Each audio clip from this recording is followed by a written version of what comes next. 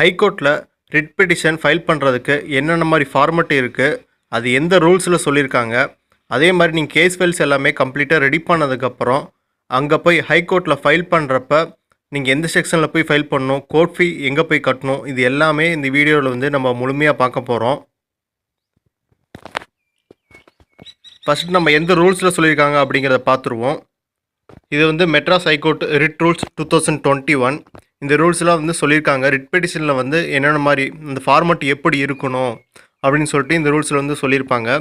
நம்ம format already ready பண்ணி வச்சுருக்கோம். நம்ம அதை நான் காட்டுறேன். இந்த ரூல்ஸையும் இந்த 2021 ரூல்ஸையும் அதே மாதிரி கேஸ் ஃபைல்ஸ் எல்லாத்தோட ஃபார்மெட்டும் வந்து நான் லிங்காக கொடுத்துட்றேன். சேனலோட அந்த ப்ரொஃபைல் பிக்சருக்கு கீழே கொடுத்துட்றேன். நீங்கள் விருப்பப்படுறவங்க அதை போய் டவுன்லோட் பண்ணி பார்த்துக்குங்க. இது நம்மளுடைய சேனல். இந்த சேனலில் பார்த்தீங்க அப்படின்னா டாப்பில் பாருங்கள், அந்த மேனேஜ் வீடியோ இதுக்கு மேலே பார்த்தீங்க அப்படின்னா அந்த ப்ளூ கலர் லிங்க் இருக்குங்களா, இதுதான் அந்த லிங்க்கு. அந்த லிங்க்கை வந்து நீங்கள் கிளிக் பண்ணிங்க அப்படின்னா ஆட்டோமேட்டிக்காக உங்களுக்கு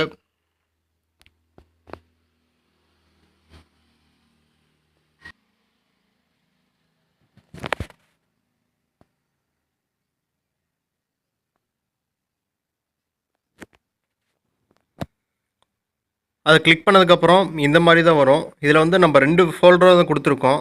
இப்போ நம்ம கொடுக்கக்கூடிய அந்த ஃபார்மேட்ஸ் எல்லாமே பார்த்திங்க அப்படின்னா அந்த கேஸ் ஃபைல்ஸ் இருக்குல்ல, ஃபஸ்ட்டு ஃபோல்டர் இதுக்குள்ளே தான் இருக்கும். இதில் வந்து நம்ம ஒவ்வொரு ஃபோல்டராக கொடுத்துருப்போம். அந்த ஒவ்வொரு ஃபோல்டருக்குள்ளேயும் நீங்கள் போகும்போது உங்களுக்கு அந்த ஃபார்மேட் கிடைக்கும். கொஞ்சம் நெட்வொர்க் இது ப்ராப்ளம், அதனால் நீங்கள் அதை டவுன்லோட் பண்ணி பார்த்துங்க. அந்த ரிட்டு ரூல்ஸ்லேயே நம்ம வந்து இப்போ ரூல் நம்பர் 18 பார்க்குறோம். இந்த 18ல் பார்த்தீங்க அப்படின்னா நம்ம எது சம்மந்தமாக ரிட்டு போடலாம் அப்படிங்கிறது எல்லாமே அந்த கேட்டகரி வந்து இதில் கொடுத்துருக்காங்க. ஃபஸ்ட்டு அப்படின்னா நம்ம ரிட்டை பற்றி தெரிஞ்சுக்குவோம். ரிட்டு அப்படின்னா உங்களை சில பேர் தெரிஞ்சிருக்கும், சில பேர் தெரியாமல் இருக்கும். நான் தெரியாதவங்களுக்கு மட்டும் சொல்கிறேன். ரிட்டு அப்படிங்கிறது ஒன்றும் இல்லை, நம்ம கவர்மெண்ட் ஆஃபீஸர்கிட்ட போய் அவங்க டியூட்டியை வந்து நம்ம செய்ய சொல்லுவோம். ஒரு ஃபார் எக்ஸாம்பிள் சொல்லணும் அப்படின்னா நம்ம சேனலில் பழைய வீடியோ போட்டிருப்போம். அதில் வந்து உங்களுக்கு லேண்டு கொடுக்க சொல்லி, நத்தம் லேண்டு அது கொடுக்க சொல்லி நீங்கள் ஏதாவது ஒரு மனு கொடுக்கலாம். அந்த மனுவில் வந்து அவங்க விசாரிச்சுட்டு சீக்கிரமாக ஒரு நடவடிக்கை எடுக்க மாட்டேங்கிறாங்க, ரொம்ப நாளாக பெண்டிங்லேயே போட்டிருக்காங்க. அப்படிங்கும் போது நீங்கள் ரிட் பெட்டிஷன் வந்து ஃபைல் பண்ணலாம். ஃபைல் பண்ணி இந்த மாதிரி உரிய காலத்தில் வந்து நடவடிக்கை எடுக்க சொல்லுங்கள் அப்படின்னு சொல்லிட்டு நீங்கள் ரிட் பெட்டிஷன் வந்து ஃபைல் பண்ண முடியும். ஸோ நம்ம சுருக்கமாக சொல்லணும் அப்படின்னா கவர்மெண்ட் ஆஃபீஸருக்கு சில டியூட்டிஸ், சட்ட ரீதியான கடமையை வந்து கொடுத்துருப்பாங்க. அந்த கடமை எல்லாத்தையும் நம்ம செய்ய சொல்லி கோர்ட்டுக்கு போய் ஒரு கேஸ் போட போகிறோம். அந்த கேஸ் தான் ரிட் பெட்டிஷன், அதான் ரிட் ஆஃப் மேண்டமஸ். இப்போ நீங்கள் ஸ்க்ரீனில் பார்க்குறது ஒவ்வொரு கேட்டகரி கொடுத்துருப்பாங்க. எது சம்மந்தமாக வந்து நம்ம ரிட்டு ஃபைல் பண்ண முடியும். அப்போது உங்களுக்கு வந்து தெளிவாக விளக்கி இதிலே சொல்லிடுவாங்க எது சம்மந்தமாக வந்து நீங்கள் ரிட் பெட்டிஷன் ஃபைல் பண்ண முடியும்.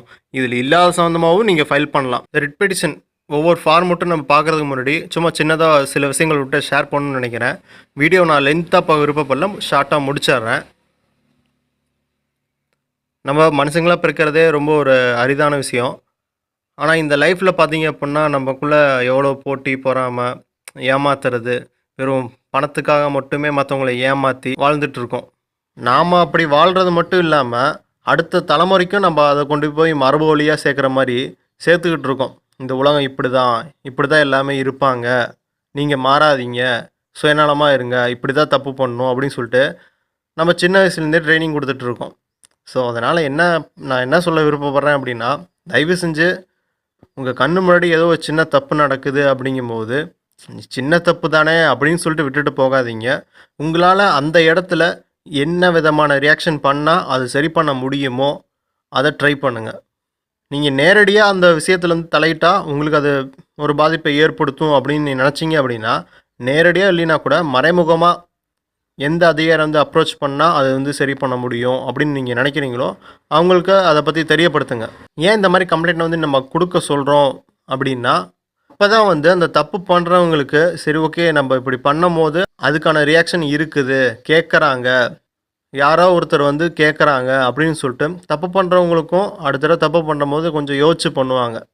அதனால தான் நான் அதை சொல்கிறேன். ஒவ்வொரு பொதுநலம் சார்ந்த பிரச்சனைக்கும் யார் காரணம், அவங்க நீங்கள் கேஸ் ஃபைல் பண்ணதுக்கப்புறம் உங்ககிட்ட எப்படி நடந்துக்கிறாங்க அப்படிங்கிறது உங்கள் உண்மையான முகமே தெரிய வரும்.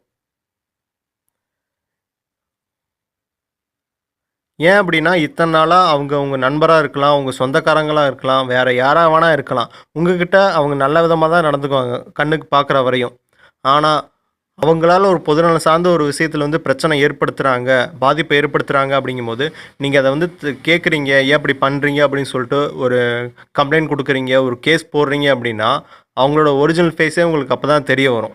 இந்த மாதிரி யாரும் வந்து பொதுநலம் சார்ந்த விஷயத்தில் வந்து பங்கேற்க மாட்டாங்க, யாரும் வந்து இதுக்கெல்லாம் வந்து கம்ப்ளைண்ட் கொடுக்க போகிறா, கேஸ் ஃபைல் பண்ண போகிறா அப்படின்னு ஒரே ஒரு காரணத்துக்காக மட்டுமே கிட்டத்தட்ட நம்மளோட 78 வருஷமாக அந்த ஒரு பிரச்சனையை மட்டுமே வச்சுக்கிட்டு உங்களுடைய உழைப்பை சுரண்டி அதை ஒரு தொழிலாக செஞ்சுக்கிட்டு அதில் வருமானம் பார்த்துக்கிட்டு வாழ்ந்துட்டு இருக்காங்க.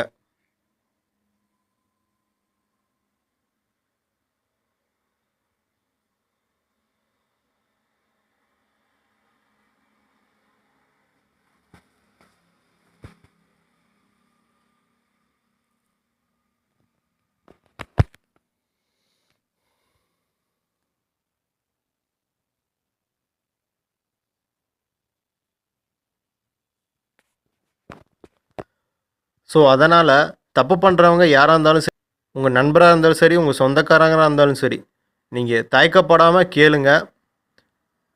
இவங்க ஃப்ரெண்டாச்சே, இவங்க சொந்தக்காரங்களாச்சே அப்படின்னு சொல்லிட்டு கேட்காம விட்டீங்க அப்படின்னா, அந்த தப்பு உங்கள் கண்ணுக்கு அது சின்ன தப்பாக தெரியலாம். ஆனால் அதனோட பாதிப்பு வந்து மிக பெருசாக தான் இருக்கும்.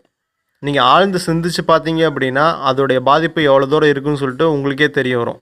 பொதுநலம் சார்ந்து நானும் கேஸ் போட விருப்பப்படுறேன், எனக்கு டிராஃப்டிங் ரெடி பண்ண தெரியுங்களா அப்படின்னு சொல்லிட்டு யாராவது இருக்கீங்க அப்படின்னா, தாராளமாக வந்து நான் எல்லாமே ஃப்ரீயில் தான் பண்ண போகிறேன். எந்த விதமான அதுக்கான காசு எதுவுமே வாங்க போகிறதில்ல. நீங்கள் போய் கோர்ட்டில் போய் வாதாடி ஒரு கேஸை வின் பண்ணுறீங்க அப்படின்னா, எனக்கு அதுதான் ஃபீஸ். நீங்கள் வின் பண்ணி உங்களால் ஒரு மாற்றம் வந்து ஏற்படுது அப்படின்னா, எனக்கு அதுதான் ஃபீஸ்.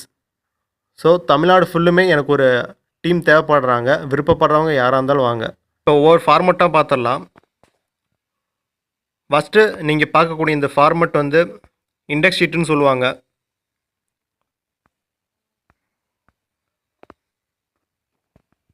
இந்த பெட்டிஷனர் இருக்குது இல்லைங்களா, இந்த பெட்டிஷனர் இங்கே இதுக்கு நேராக தான் வந்து உங்கள் பேர், அப்பா பேர், அட்ரஸ் எல்லாமே ஃபுல் அட்ரஸோடு நீங்கள் இங்கே போடணும். இந்த பெட்டிஷனருக்கு நேராக இப்போ இங்கே ஃபஸ்ட்டில் கொடுத்துருக்கோம் பாருங்கள், தமிழ்நாடு ஸ்டேட் இன்ஃபர்மேஷன் கமிஷன் இருக்கு இல்லையா, அதில் வந்து யார் அதை வந்து யார் ரெப்ரசன்ட் பண்ணுறாங்க அப்படின்னா அங்கே இருக்க ரிஜிஸ்டர் பண்ணுறாரு. இந்த டிபார்ட்மெண்ட்டோ அந்த டிபார்ட்மெண்ட் நம்ம இங்கே போட்டிருக்கோம். இங்கே எப்படி ஃபுல் அட்ரஸ் அவங்க பேரை கொடுத்துருக்கோமோ அதே மாதிரி இங்கே இந்த இடத்துல வந்து உங்களுடைய அட்ரஸும் உங்கள் பேர் எல்லாமே நீங்கள் கொடுக்கணும். இதை வந்து காஸ்ட் டைட்டில் அப்படின்னு சொல்லிட்டு சொல்லுவாங்க.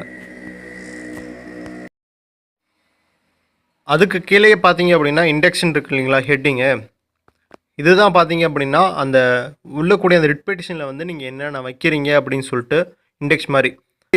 எக்ஸாம்பிள் சொல்லணும் அப்படின்னா, நம்ம புக்கில் வந்து படிப்போம் இண்டெக்ஸ் ஷீட்டு உள்ள அந்த பேஜ் நம்பர் கீழே என்ன டாபிக் இருக்குது அப்படின்னு சொல்லிட்டு அந்த இண்டெக்ஸ் ஷீட் கொடுத்துருப்பாங்க புக்கில், அதே மாதிரி தான் இதுவும். இந்த இடத்துல தான் நீங்கள் வந்து பேஜ் நம்பர் போட போகிறீங்க.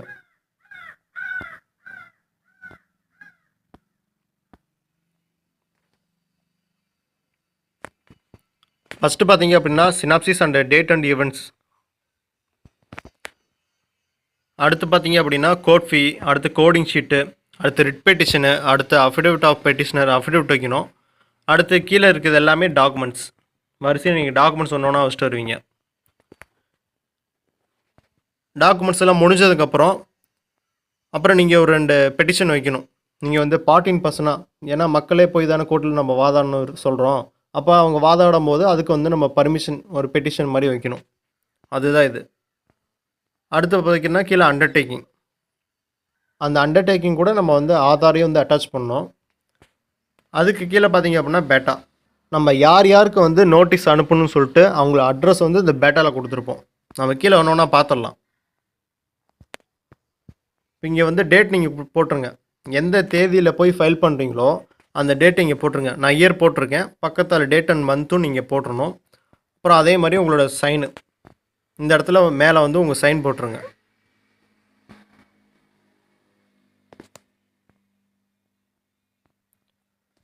இங்கே வந்து டைப் பண்ண சொல்லியிருக்கோம். உங்கள் நேம் இங்கே வந்து டைப் பண்ணிடுங்க.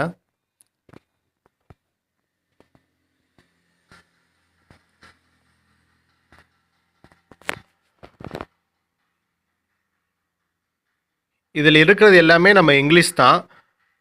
ஹைகோர்ட்டில் வந்து நீங்கள் இங்கிலீஷில் தான் ஃபைல் பண்ண முடியும். எனக்கு இங்கிலீஷ்லாம் தெரியாதுப்பா, ஏதோ படிக்க தெரியும், படித்து அர்த்தம் புரிஞ்சுக்க தெரியும், அவ்வளோதான் தெரியும். நான் போய் ஃப்ளூயண்ட்டாலாம் எனக்கு இங்கிலீஷில் வந்து எழுத தெரியாது, பேச தெரியாது அப்படின்னு சொல்லிட்டு நீங்கள் யாரும் நினைக்க வேண்டாம். இப்போ தான் அதுக்கு நிறையா ஏஐ டூல் வந்துருச்சு. நீங்கள் என்ன கேஸ் ஃபைல் பண்ண நினைக்கிறீங்களோ அதை வந்து டிராஃப்டில் ரெடி பண்ணுங்கள், தமிழில் ரெடி பண்ணுங்கள். தமிழில் ரெடி பண்ணிட்டு அதை அப்படியே காப்பி பண்ணி நம்ம கூகுள் ஜெமினி இருக்குது, ChatGPT இருக்குது, இதில் போய் பேஸ்ட் பண்ணிவிட்டு ட்ரான்ஸ்லேட் டு இங்கிலீஷ்னு கொடுத்தீங்க அப்படின்னா அது ஆட்டோமேட்டிக்காக ட்ரான்ஸ்லேட் பண்ணி உங்களுக்கு கொடுத்துரும். அப்புறம் நீங்கள் அதை வந்து பேஸ்ட் பண்ணிக்கலாம். ஸோ அதனால் இங்கிலீஷ் தெரியல, எனக்கு வராது அப்படின்னு சொல்லிட்டுலாம் யாரும் அது ஒரு காரணமாக வச்சு யாரும் பின்வாங்க வேண்டாம். டிராஃப்ட்டை எப்படி ரெடி பண்ணுறதுக்கு நான் உங்களுக்கு ஃபுல்லாக கைடன்ஸ் பண்ண போகிறேன். நீங்கள் ஓனாக ரெடி பண்ண விருப்பப்படுறீங்கனாலும் தமிழ் தான் தெரியுனாலும் ஒன்றும் பிரச்சனை இல்லை, அதுக்கான வழி தான் நான் இப்போ சொல்லியிருக்கேன். இப்போ இங்கே நடக்கக்கூடிய கொடுமையை பார்த்து சிரிக்கிறதா இல்லை வருத்தப்படுறதா அப்படிங்கிறதே தெரியல. ஏன் அப்படின்னா நமக்கு கவர்மெண்ட் ஸ்கூலில் சொல்லித்தரக்கூடிய அந்த இங்கிலீஷில் பற்றி ஆல்ரெடி சொல்லியிருப்பேன், அது வந்து ஃப்ளூயண்ட்டாக நமக்கு பேசக்கூடிய அளவுக்கு சொல்லித்தரல. ஆனால் நம்மளுடைய அடிப்படை உரிமை பாதிக்கப்படுது, அதை போய் நான் கோர்ட்டில் போய் கேட்குறேன். நமக்கு சட்டத்துலேயும் கொடுத்துருக்காங்க, நம்ம கோர்ட்டுக்கு போய் வாதாடலாம், அதுக்கான உரிமை நமக்கு இருக்குது. இருந்தாலும் நம்ம அங்கே போய் வாதாடும் போது நமக்கு இங்கிலீஷில் தான் டிராஃப்ட் ரெடி பண்ணணும் அப்படின்னு சொல்லிட்டு நம்ம வச்சுருக்காங்க, கான்ஸ்டியூஷன்லேயே வச்சுருக்காங்க, அரசியலமைப்பு சட்டத்திலே வச்சுருக்காங்க. இப்போ கேள்வி என்னென்னா, நீங்கள் எங்களுக்கு ஃப்ளூயண்ட்டாக பேசுகிற அளவுக்கு சொல்லி தந்தீங்க அப்படின்னா மக்கள் எல்லாமே ஆட்டோமேட்டிக்காக கோர்ட்டுக்கு வர்றது தயங்க மாட்டாங்களே அப்படிங்கிறதா இப்போ கேள்வியே. அடிப்படை உரிமை பாதிக்கப்படும் போது நம்ம கோர்ட்டுக்கு தான் போகிறோம். அந்த கோர்ட்லேயுமே நீங்கள் இங்கிலீஷ் தெரிஞ்சால் தான் டிராஃப்ட் ரெடி பண்ண முடியும் அப்படிங்கும் போது அது யார் மேலே இருக்கிற தப்பு? இது சம்மந்தமாக உங்களுடைய கருத்துக்கள் எதுவாக இருந்தாலும் நீங்கள் கமெண்ட் பாக்ஸில் சொல்லுங்கள். அப்புறம் இன்னொன்று என்னென்னா, நம்ம வந்து கோர்ட்டுக்கு போய் கேஸ் ரெடி பண்ணுறோம், ஃபைல் பண்ணுறோம், ஓகே ரைட்டு, அதுக்கான கோர்ட் ஃபீ 750 ரூபா. நம்ம அதை எல்லாத்தையும் பின்னாடி ஒன்று ஒன்றா பார்த்துருவோம். இப்போ மக்கள் கோர்ட்டுக்கு போய் ஃபைல் பண்ணணும், கேஸ் வந்து அவங்களே போய் பொது சார்ந்த விஷயமாக போய் ஃபைல் பண்ணணும் அப்படின்னா அவங்களுடைய ஒரு நாள் கூலியை விட்டுட்டு போகணும், கோர்ட் ஃபீஸ் கட்டணும். அதே மாதிரி அவங்க எந்தெந்த டிஸ்ட்ரிக்ட்லேருந்து போகிறாங்களோ அங்கேருந்து கோர்ட்டுக்கு போகிறதுக்கு ட்ராவல் சார்ஜ் இருக்குது. இது எல்லாமே எதை வந்து பாதிக்கும் அப்படின்னா மக்கள் போய் கோர்ட்டில் வந்து கேஸ் ஃபைல் பண்ணுறதை பாதிக்கும். ஆக்சுவலாக வந்து கோர்ட்டே நினச்சது அப்படின்னா இப்போ ஃபைலிங் கொண்டாந்துருக்காங்க. இப்போ நீங்கள் வந்து சிஎம் செல்லில் வந்து கம்ப்ளைண்ட் கொடுப்பீங்க, ஆன்லைன் கம்ப்ளைண்ட் கொடுப்பீங்க. அதே மாதிரி நீங்கள் கேஸையும் வந்து பார்த்தீங்க அப்படின்னா ஆன்லைனில் வந்து கேஸ் ஃபைல் பண்ண முடியும். அவங்க ஆன்லைன்லேயும் ரிட்டர்ன் போட்டுருவாங்க, நீங்கள் ஆன்லைன்லேயே மறுபடியும் ரீசப்மிட் கொடுத்துக்க முடியும். இந்த மாதிரி ஃபெசிலிட்டி வந்து கொண்டாந்துருக்காங்க. ஆனால் முழுமையாக அதை வந்து இன்னும் செயல்படுத்தலை. ஆனால் சுப்ரீம் கோர்ட்டில் நடைமுறையே வேறு, அவங்க வந்து ஃபுல்லாக கொண்டாந்துட்டாங்க, ஃபைலிங் வந்து கொண்டாந்துட்டாங்க. நீங்கள் தமிழ்நாட்டிலேருந்து டெல்லிக்கே கேஸ் ஃபைல் பண்ண முடியும். நான் ஆல்ரெடி ஃபைல் பண்ணியிருக்கேன், அதை வச்சு தான் சொல்கிறேன். கேஸ் நீங்கள் ஃபைல் பண்ண முடியும். ஃபைல் பண்ணதுக்கப்புறம் பார்த்தீங்க அப்படின்னா ஏதாவது தப்பு இருக்குது அப்படின்னா அது ரிட்டர்ன் போடுவாங்க. ரிட்டர்ன் போட்டதுக்கப்புறம் அந்த தப்பை நீங்கள் சரி பண்ணி மறுபடியும் உள்ளே ஃபைல் பண்ணிக்க முடியும். கேஸ் ஃபைல் பண்ணதுக்கப்புறம் உங்களுக்கு ஆட்டோமேட்டிக்காக வந்து போதுமான தப்பும் இல்லை அப்படிங்கும் போது நீங்கள் அங்கே இருக்கக்கூடிய ரெஜிஸ்டர் பார்ப்பீங்க. அதாவது பார்ட்டின் பர்சனாக போகிறீங்க அப்படின்னா அங்கே இருக்கக்கூடிய ரெஜிஸ்டர் நீங்கள் பார்க்கணும். அவங்க வந்து உங்கள் சும்மா செக் பண்ணுவாங்க நீங்கள் எப்படி பிஹேவ் பண்ணுறீங்க. ஆனால் அவர் ஒன்றும் டிசைடிங் அத்தாரிட்டி கிடையாது. நீங்கள் கோர்ட்டில் வாதாட தகுதி இல்லை அப்படின்னு சொல்லிட்டு அவங்க வந்து ரிஜெக்ட் பண்ண முடியாது, அது ஜட்ஜு தான் முடிவு பண்ணணும். இவங்க ஒன்லி ரிப்போர்ட்டை தான் கொடுப்பாங்க. அதுவுமே சுப்ரீம் கோர்ட்டில் பார்த்தீங்க அப்படின்னா நீங்கள் இங்கேருந்து டெல்லிக்கு போய் ரிஜிஸ்டரை பார்க்கணும் அப்படின்லாம் அவசியம் இல்லை. வாட்ஸ்அப் கால் பண்ணுறாங்க, வாட்ஸ்அப்பில் வீடியோ கால் பண்ணிவிட்டு நீங்கள் எப்படி பேசுகிறீங்க அப்படின்னு சொல்லிட்டு தான் பார்க்குறாங்க. அதுக்கப்புறம் ஆட்டோமேட்டிக்காக கேஸ் நம்பர் ஆகுது, அடுத்த லிஸ்ட்டுக்கு வருது, அதுக்கப்புறம் நீங்கள் போய் ஜட்ஜை பார்க்குறீங்க. ஸோ இது எல்லா ப்ராசஸுமே ஆன்லைன்லேயே முடியுது. எப்படி நீங்கள் டெல்லிக்கே போகாமல் வீட்டிலிருந்தே ஃபைல் பண்ணி ஆன்லைனில் முடிக்கிறாங்க. ஆனால் இந்த நடைமுறையை இங்கே இருக்க ஹைகோர்ட்னால் ஃபாலோ பண்ண முடியாதா அப்படிங்கிறத இப்போ கேள்வியே. நம்ம இது சம்மந்தமாக அடுத்து வந்து பொதுநல வழக்கு ஒன்று போடணும். ஆக்சுவலாக எனக்கு மதுரை கிட்ட இல்லை சென்னை கிட்ட யாராவது இருக்கீங்க, இது சம்மந்தமாக ஒரு கேஸ் போடுறதுக்கு நான் தயாராக இருக்கேன் அப்படின்னா நம்ம சேர்ந்துக்கு அது சம்மந்தமாக கேஸ் போடுவோம். அதுக்கு முன்னாடி ஜட்ஜிட்ட இது மாதிரி ரெக்வஸ்ட்டு பெட்டிஷன் மாதிரி கொடுப்போம். ஏன் இதுக்கு வந்து அதிக இம்பார்ட்டன்ட் சொல்கிறேன் அப்படின்னா மக்கள் போக தயங்குறதுக்கு ஒரே காரணம் இதுதான். இந்த விதமான தடைகள் வந்து இருக்குது. இந்த தடைகள் வந்து நிச்சயமாக தப்பு பண்ணுறவங்களுக்கு நல்லாவே தெரியும். இவ்வளோ வழிகளை தாண்டி தான் அவங்க போகணும், ட்ராவல் பண்ணுவாங்களா, போவாங்களா, அதுக்கான கைடன்ஸ் வந்து கிடைக்குமா, ஃப்ரீயாக கிடைக்குமா, இந்த காலத்தில் யாராவது ஃப்ரீயாக கொடுப்பாங்களா அப்படின்னு சொல்லிட்டு தப்பு பண்ணுறவங்களுக்கு நல்லாவே தெரியும். அதே மாதிரி அவங்களுக்கு ஜால்ரா போடுறவங்களுக்கும் நல்லாவே தெரியும்.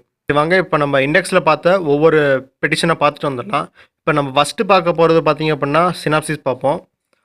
நான் முன்னாடியே சொன்ன மாதிரி தான், இந்த பெட்டிஷனர்னு எங்கே இருக்கோ அதுக்கு நேராக உங்களுடைய அந்த காஸ்ட் டைட்டிலில் வந்து உங்களுடைய அட்ரஸை வந்து அப்படியே காப்பி பண்ணி பேஸ்ட் பண்ணியிருங்க. இந்த சினாப்சிஸ் இதில் வந்து நம்ம என்ன அப்படின்னா உங்களுடைய கேஸ் எது சம்மந்தமானது அப்படிங்கிறத ஷார்ட்டாக இந்த சினாப்சிஸில் வந்து நீங்கள் சொல்லிடுவீங்க. அதுதான் இந்த சினாப்சிஸ். நான் ஃபார்மேட்டுக்கு அதுக்காக தான் ஒரு கேஸ் ரெடி பண்ணி நான் இங்கே வச்சுருக்கேன். நீங்கள் அதை படித்து பார்த்தீங்கனாலே உங்களுக்கு புரியும்.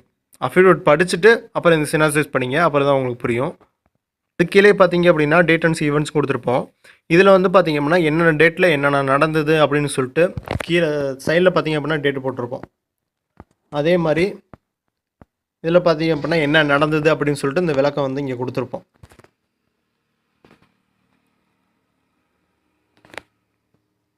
அப்புறம் எப்பயும் போல் நீங்கள் வந்து இங்கே வந்து டேட்டு போட்டுருங்க, மந்த்து போட்டுருங்க, இங்கே உங்கள் கையெழுத்து போட்டுருங்க. அதே மாதிரி கீழே வந்து உங்களுடைய பேர் அதை வந்து டைப் பண்ணிடுங்க. அடுத்து பார்த்தீங்க அப்படின்னா கோர்ட் ஃபீ. இப்போ நீங்கள் மதுரை ஹைகோர்ட்டு போனதுக்கப்புறம் அங்கே போய் நீங்கள் கேட் பாஸ் வாங்கணும். எதுக்கு அப்படின்னா நீங்கள் வந்து கோர்ட்டுக்கு உள்ளே போகிறதுக்கு ஒரு பர்மிஷன் பாஸ் தான் அது. மற்ற யாரையும் அலோவ் பண்ண மாட்டாங்க. யாருக்கெல்லாம் வந்து கேஸ் இருக்கோ, புதுசாக யாரும் கேஸ் ஃபைல் பண்ண போகிறாங்களோ அவங்கள மட்டும்தான் அலோவ் பண்ணுவாங்க. வேறு யாரையும் வந்து உள்ளே அலோவ் பண்ண மாட்டாங்க. அதுக்காக தான் நீங்கள் அந்த பாஸ் வாங்கணும். போகிறப்பயே வந்து அந்த கேஸ் ஃபைல்ஸ் எல்லாத்தையுமே மொத்தமாக எடுத்துகிட்டு போயிருங்க. அதே மாதிரி அவங்க கையோட உங்களுடைய ஒரிஜினல் ஆதார் கார்டு அதையும் எடுத்துகிட்டு போயிருங்க. உங்களை வச்சு ஒரு ஃபோட்டோ பிடிச்சிட்டு அந்த ஆதார் கார்டு அதெல்லாமே வெரிஃபை பண்ணிவிட்டு உங்களுக்கு பாஸ் கொடுப்பாங்க. அந்த பாஸ் வாங்கினோடனே நீங்கள் உள்ளே என்ட்ரு ஆவீங்க. செக்யூரிட்டி இருப்பாங்க, அவன்கிட்ட பாஸ் காமிச்சிட்டு நீங்கள் என்ட்ரு ஆவீங்க. நாங்கள் என்ன நடக்குமோ நான் அப்படியே சொல்கிறேன், நீங்கள் சும்மா இமேஜின் பண்ணிக்கோங்க. இப்போ கேட்டுக்குள்ளே நீங்கள் என்ட்ரு ஆகுறீங்க. என்ட்ரு ஆனதுக்கப்புறம் லெஃப்ட் சைடில் வந்து ஒரு 300 மீட்டருக்கு மேலே வரும். அங்கே போயிட்டு லா சேம்பர் எங்கே இருக்குதுன்னு கேட்டிங்கனாலே சொல்லிடுவாங்க. அந்த லா சேம்பருக்கு வெளியே பார்த்தீங்க அப்படின்னா கோர்ட் ஃபீ கட்டுறதுக்கு ஆளுங்க இருப்பாங்க. அவங்கள்ட்ட போயிட்டு இந்த மாதிரி ரிட் பெட்டிஷனு எத்தனை ரெஸ்பாண்டோ அத்தனை ரெஸ்பாண்டனுக்கு வந்து நீங்கள் தனித்தனியாக நோட்டீஸ் அனுப்பணும். அப்போ ஒரு ரெஸ்பாண்டனுக்கு வந்து 30 ரூபா, ரிட் பெட்டிஷனுக்கு 750 ரூபா. எத்தனை ரெஸ்பாண்டன்ட் இருக்காங்க அப்படின்னா நீங்கள் அதை பற்றி எத்தனை ரெஸ்பாண்டன்ட் இருக்காங்களோ அதை வந்து இன்ட்டு பண்ணிக்கிங்க. 750 ப்ளஸ் ரெஸ்பாண்டன்ட் எத்தனை பேரோ அதுக்கு ஒரு ஃபீஸ். மொத்தமாக கூட்டி இவ்வளோ பணம் கோர்ட் ஃபீயாக நீங்கள் கட்டணும், நீங்கள் தான் கால்குலேட் பண்ணி சொல்லணும். அவங்கள்ட்ட கேட்டிங்கன்னா எங்களுக்கு தெரியாதுன்னு தான் சொல்லுவாங்க. ஏன்னா உங்கள்கிட்ட ஒரு ஃபீஸ் சொல்லி அதை போய் நீங்கள் வந்து அந்த ஏஐ செக்ஷனில் தான் இது எல்லாமே ஃபைல்ஸ் எல்லாமே கொண்டு கொடுக்க போகிறீங்க. அது தப்பாக போச்சு அப்படின்னா என்ன பண்ணுறது? அதனால் அவங்க வந்து சொல்ல மாட்டாங்க. நீங்கள் தான் மொத்தமாக கால்குலேட் பண்ணி நீங்கள் தான் சொல்லணும். எக்ஸ்ட்ரா ஒரு 10-20 கட்டி வச்சுக்கோங்க. நீங்கள் கோர்ட் ஃபீ கட்டுறதுக்கு முன்னாடி கேட் பாஸ் வாங்குறீங்கல்ல, அந்த கேட் பாஸ் வாங்கினதுக்கப்புறம் நீங்கள் வந்து ஒரு அட்டை வாங்கணும். அந்த போலீஸ்லாம் பார்த்தீங்கன்னா கேஸ் ஃபைல்ஸ்லாம் வைக்கிறதுக்கு ஒரு நூல் போட்டு கட்டுற மாதிரி ஒரு அட்டை ஒன்று வச்சுருப்பாங்க. அந்த சிங்கிள் அட்டை வந்து எனக்கு அது கிடைக்கல. அதனால் சும்மா ஒரு எக்ஸாம்பிளுக்கு இந்த நான் ஃபோட்டோ உங்களுக்கு காட்டுற ஸ்க்ரீனில் அது நீங்கள் அங்கே கேட்டிங்கனாலே சொல்லிடுவாங்க. அந்த அட்டை வச்சு தான் நீங்கள் கட்டி கொடுக்கணும். அந்த அட்டை எங்கே கிடைக்குன்னு சொல்லி கேட்டிங்கன்னா சொல்லிடுவாங்க. அந்த அட்டை வந்து ஒரு 25 ரூபா. அந்த அட்டை ஒன்று வாங்கிடுங்க. அதே மாதிரி நீங்கள் எமர்ஜென்சி ஏதோ ஒரு ஜெராக்ஸ் போடணும் அப்படின்னா நீங்கள் கேட் பாஸ் வாங்குறீங்களா, அங்கே அந்த இடத்துல வேறு ஏதோ ஜெராக்ஸ் கடை கண்டிப்பாக இருக்கும். நீங்கள் அங்கே போட்டிங்க அப்படின்னா ஒரு பேஜுக்கு 10 ரூபா வாங்குவாங்க. நான் சொன்ன இப்போ இந்த கோர்ட் ஃபீ கட்டுற இடம் சொன்னேன்ல, நீங்கள் வந்து லா சேம்பர் இருக்கும். அதுக்குள்ளே போயிட்டு லா சேம்பருக்குள்ளே போகிறீங்க. மதுரை இப்போ நீ சொல்கிறது எல்லாமே மதுரை ஹைகோர்ட்டுக்கு சொல்கிறேன். லா சேம்பருக்கு உள்ளே போயிட்டு போன உடனே ஒரு ரைட் எடுத்து எப்படின்னா எண்டில் பார்த்தீங்க அப்படின்னா ரைட் சைடில் ஒரு பில்டிங் இருக்கும். அந்த பில்டிங் நேம் வந்து பார்த்தீங்க அப்படின்னா MBHAA அசோசியேஷன் சொல்லிட்டு ஒரு பில்டிங் இருக்கும். அங்கே பார்த்தீங்க அப்படின்னா ஜெராக்ஸ் போடுறதுக்குன்னு நிறைய பேர் இருப்பாங்க. அங்கே நீங்கள் ஜெராக்ஸ் போட்டிங்க அப்படின்னா ₹1.50. ஸோ எந்த ஃபீஸில் வந்து நீங்கள் ஜெராக்ஸ் போடணும் விருப்பப்படுறீங்களோ அது உங்கள் விருப்பம் தான். வெளியே போடுங்க உள்ளே போடுங்க அப்படின்னு நான் சொல்லலை. அது உங்கள் விருப்பம். நீங்கள் எங்கே போகிறீங்களோ நீங்கள் போட்டுக்குங்க. இங்கே கோர்ட் ஃபீயும் ரெடி பண்ணியாச்சு. அடுத்து கீழே என்ன ஃபார்மேட் இருக்குன்னு பார்ப்போம். அடுத்து வந்து கோடிங் ஷீட். இந்த கோடிங் ஷீட்டில் வந்து நீங்கள் எல்லாமே வந்து ஃபில்அப் பண்ண தேவையில்ல. டேட்டு போட்டுக்குங்க. எந்த டேட்டில் ஃபைல் பண்ணுறீங்களோ மேலே அந்த டேட் கொடுத்துருக்கு பாருங்கள், அந்த டேட் அதை போட்டுங்க. இந்த கோடிங் ஷீட்டுமே பார்த்தீங்க அப்படின்னா கொடுக்கக்கூடிய இந்த ஃபார்மெட்லேருந்து நீங்கள் ஜெராக்ஸ் போட்டாலும் சரி, இல்லை நீங்கள் ஜெராக்ஸ் போடுறீங்களா இந்த MBHEAன்னு சொல்லிட்டு ஒரு பில்டிங் சொன்னால ஜெராக்ஸ் போகிற இடம் உள்ள, அங்கே போனீங்க அப்படின்னா அவங்களே வந்து ஆல்ரெடி ஜெராக்ஸ் போட்டு ஒரு ஃபார்மெட் மாதிரி வச்சுருப்பாங்க. நீங்கள் அந்த ஃபார்மெட்டும் யூஸ் பண்ணிக்கலாம். அடுத்து வந்து பெட்டிஷனர், அந்த இடத்துல உங்கள் நேம் எழுதிக்கிங்க. ரெஸ்பாண்டன்ட், இங்கே வந்து ரெஸ்பாண்டன்ட் வந்து இப்போ 2-3 பேர் இருந்தாங்க அப்படின்னா ஒருத்தர் பேர் எழுதிட்டு அண்டு அனதர் அப்படின்னு சொல்லிட்டு போட்டுருங்க. 2 பேர் இருக்காங்க அப்படின்னா, ஒரு 3-4 பேர் போகிறாங்க அப்படின்னா அண்ட் அதர்ஸ் அப்படின்னு சொல்லிட்டு போட்டுருங்க. ஆக்ட் எந்த ஆக்டில் வருது அப்படின்னு சொல்லிட்டு இப்போ எழுதிருங்க. கான்ஸ்டியூஷன் கீழே வருது அப்படின்னா கான்ஸ்டியூஷன் போட்டுருங்க. அவ்வளோதான், மீதி எதுவுமே நீங்கள் ஃபில்லப் பண்ண வேண்டாம். நான் ஃபைல் பண்ணி எனக்கு ரிட்டர்ன் போட்டப்போ இந்த கோடிங் ஷீட்டில் எந்த விதமான கரெக்ஷனும் அவங்க சொல்லலை.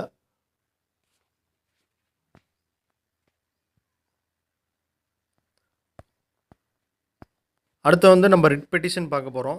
இந்த பெட்டிஷனில் பார்த்தீங்க அப்படின்னா நம்ம முன்னாடி சொன்ன மாதிரி காஸ்ட் ஷீட்டில் இது தான், அங்கே வந்து உங்களுடைய அட்ரஸ் ஃபுல்லாக போட்டுக்குங்க. இந்த ரிட் பெட்டிஷனில் தான் பார்த்தீங்க அப்படின்னா உங்கள் ப்ரேயர், அதாவது அஃபிடவிட்டில் கீழே அஃபிடவிட் இருக்கும், அந்த அஃபிடவிட்டில் என்ன ப்ரேயர் இருக்கோ அதை அப்படியே கொண்டாந்து தான் இங்கே நீங்கள் போட போகிறீங்க. இது வரைக்கும் படிச்சுப்பாங்க என்ன நம்ம ப்ரேயர் கேட்டிருக்கேன் அப்படின்னு. ப்ரேயர்னால் ஒன்றுமே இல்லை, நீங்கள் கோர்ட்டுக்கிட்ட என்ன விதமான பரிகாரம் வந்து நீங்கள் கேட்க போகிறீங்க, உங்களுக்கு கோர்ட்லேருந்து என்ன எதிர்பார்க்குறீங்க, ஜட்ஜு வந்து என்ன மாதிரி ஆர்டர் போகணுன்னு சொல்லிட்டு நீங்கள் விருப்பப்படுறீங்க, அதை தான் நீங்கள் ப்ரேயராக வந்து கேட்க முடியும். ப்ரேயருமே பார்த்தீங்கன்னா வளன்னு 2 பேஜுக்கெலாம் நீங்கள் அடிக்கக்கூடாது. ஷார்ட்டாக ஒரே ப்ரேயர், சப் ப்ரேயர் வேணால் ஒரு ப்ரேயர் வந்து நீங்கள் ஆட் பண்ண முடியும், அவ்வளோதான். நீங்கள் பக்கமாலாம் ப்ரேயர் அடிக்க முடியாது. ப்ரேயரே பார்த்தீங்கன்னா 2 விதமான ப்ரேயர் இருக்குது. ஒன்று மெயின் ப்ரேயர்னு சொல்லுவாங்க, இன்னும் அதனை சார்ந்து இருக்கக்கூடிய சப் ப்ரேயர். மெயின் ப்ரேயருக்கு வந்து பார்த்தீங்கன்னா தனியாக ஃபீஸ், அதுதான் அந்த 750 ரூபா நீங்கள் கட்ட போகிறீங்க. சப் ப்ரேயருக்கு தேவையே கிடையாது. ஆனால் அடிஷ்னலாக இன்னொரு மெயின் ப்ரேயர் போடுறீங்க அப்படின்னா அது நீங்கள் தனியாக கோர்ட் ஃபீ கட்டணும். இதில் வந்து ரூல்ஸில் அலோடு இருக்கா, கோர்ட் ஃபீ ஆக்டில் அலோடு இருக்கா, ரிட் பெட்டிஷனில் வந்து அலோவ் பண்ணுவாங்களா அப்படின்னா அலோவ் பண்ணுவாங்க. கோர்ட் ஃபீயில் வந்து உங்களுக்கு அதுக்கான வழி இருக்குது. ஸோ அதனால் யாராவது வந்து 2 ப்ரேயர் நான் கேட்கணும், 2 மெயின் ப்ரேயராக நான் கேட்க போகிறேன், 2க்கும் சம்மந்தமே இல்லை, ஆனால் ஒரே கேஸ் அந்த ப்ரேயர் தான் அப்படின்னு கேட்கும்போது நீங்கள் அங்கே இருக்கக்கூடிய ஏஇ மேடம் சொல்லுவோம், அதை ரிட் பெட்டிஷனில் இருப்பாங்க, அவங்க தான் வந்து உங்களுக்கு தனியாக வந்து ஒருத்தங்க அலாட் பண்ணிடுவாங்க. அவங்க தான் உங்கள் கேஸ் ஃபைல்ஸ் எல்லாமே படிப்பாங்க. அவங்க வந்து இல்லை இப்போல்லாம் கேட்கக்கூடாது அப்படின்லாம் சொன்னாங்க அப்படின்னா நீங்கள் சொல்லுங்கள், இந்த ரிட் பெட்டிஷனில் இருக்குது, கோர்ட் ஃபீ லிங்க் கொடுத்துருக்காங்க அப்படின்னு சொல்லிட்டு நீங்கள் கோர்ட் ஃபீ மட்டும் நான் எவ்வளோ கட்டணும், 2 ப்ரேயருக்கு அதை மட்டும் சொல்லுங்கள், நான் கட்டுறேன் அப்படின்னு சொல்லிட்டு ஸ்ட்ராங்காக எடுத்து சொல்லுங்கள். நீங்கள் பார்ட்டின் பர்சனாக போகிறீங்கன்னா உங்களை வந்து செக் பண்ணுவாங்க, உங்களுக்கு தெரியுதா அப்படின்னு சொல்லிட்டு ஒருக்க செக் பண்ணுவாங்க. நீங்கள் இதை எந்த இடத்துலையும் வந்து குழம்பிடக்கூடாது, நீங்கள் தெளிவாக இருங்க. அடுத்து டேட்டு மந்த்து அதே மாதிரி போட்டுங்க. சைனு உங்களோட பேர் அப்படி எழுதிருங்க. அடுத்து வந்து நம்ம அஃபிடவிட் இதை பார்ப்போம். இந்த அஃபிடவிட்லேயே அதே மாதிரி காஸ்ட் ஷீட்டில் உங்களுடைய அட்ரஸ் அதை போட்டுருங்க. இந்த அஃபிடவிட்டில் தான் பார்த்தீங்க அப்படின்னா உங்களுடைய கதை எல்லாத்தையும் சொல்ல போகிறீங்க, ஆரம்பத்துலேருந்து என்னென்ன பிரச்சனை நடந்தது அப்படின்னு சொல்லிட்டு டீட்டெயிலாக உங்களுடைய கதையை வந்து இந்த அஃபிடவிட்டில் தான் சொல்ல போகிறீங்க. இந்த அஃபிடவிட் ரெடி பண்ணும் போதே பார்த்தீங்க அப்படின்னா நம்ம எல்லாத்தையுமே இதில் சொல்ல முடியாது. ஆக்சுவலாக டிராஃப்ட்டு அட்வொகேட் ஆஃபீஸர் வந்து எப்படி ரெடி பண்ணுவாங்க அப்படின்னா நம்ம நடந்தது எல்லா சம்பவத்தையும் சொல்ல முடியாதுல்ல, நமக்கு பாதகமாக சில பாயிண்ட்ஸ்லாம் இருக்கும், பாதகமான எவிடன்ஸ்லாம் உள்ளே இருக்கும், நம்ம கையில் இருக்கும், நம்மளே வாலண்டியாக கொண்டு போய் அதை எடுத்துக்கொண்டு உள்ளே போட்டக்கூடாது. அதனால் டிராஃப்ட் ரெடி பண்ணும்போது உங்களுக்கு எதெல்லாம் சாதகமான பாயிண்ட்டோ அதை மட்டும் தான் நீங்கள் சொல்லணும். ஃபார் எக்ஸாம்பிள் சொல்லணும் அப்படின்னா அவன் உங்களை அடிச்சிருப்பான், கோவத்தில் நீங்களும் அடிச்சிருப்பீங்க, ஆனால் நீங்கள் அடித்ததெல்லாம் சொல்ல முடியுமா, சொல்ல முடியாது. அதனால் எதை சொல்லணும் எதை சொல்லக்கூடாது அப்படிங்கிறத கரெக்டாக யோசிச்சு கரெக்டாக சொல்லுங்கள். இந்த இடத்துல பார்த்தீங்க அப்படின்னா உங்களுடைய பேர்,